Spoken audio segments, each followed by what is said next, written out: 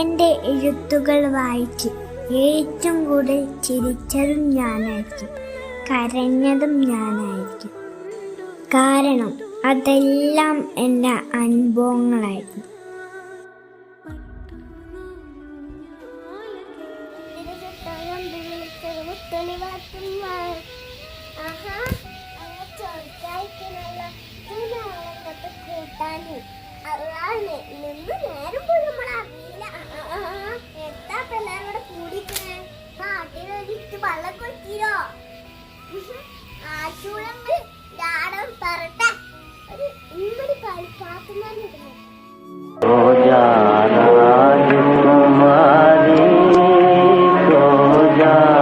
ഞാൻ ഈ കായ വറുത്തത് എല്ലാവർക്കും ഓരോ കഷ്ണം കൊടുക്കട്ടെ.